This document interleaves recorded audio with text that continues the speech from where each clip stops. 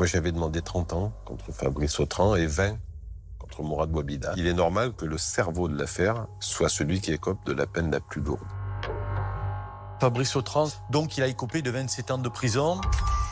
Le verdict est tombé et j'étais soulagée. Ça m'a réparée parce que quelque part, tout le monde a pu voir son vrai visage. La déchéance de l'autorité parentale qui avait été demandée a été accordée. Il est évident qu'il paraît peu envisageable de pouvoir décider pour le sort de son enfant alors qu'on a fait assassiner sa mère à côté de son berceau. Pour Mourad Bouabida, il est condamné non pas pour tentative d'assassinat, mais lui aussi pour complicité de tentative d'assassinat, à la peine de 20 ans.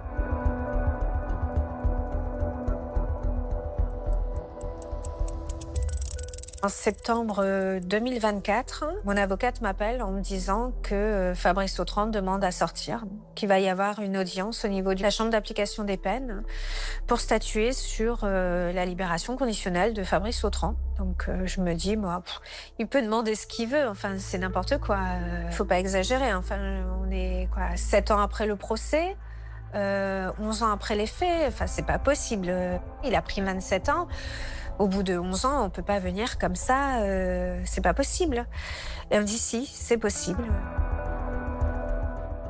En matière d'assassinat, quand vous êtes condamné, il y a une sûreté automatique de la moitié de la peine. Il existe une possibilité en France d'obtenir devant le tribunal d'application des peines un relèvement partiel ou total de la période de sûreté. Il va convaincre un juge d'application des peines qu'il a des gages de réinsertion, de réadaptation qui sont exceptionnels et qui justifient qu'on puisse, à titre tout à fait exceptionnel, supprimer complètement cette période de sûreté. Et c'est ce qui va avoir lieu.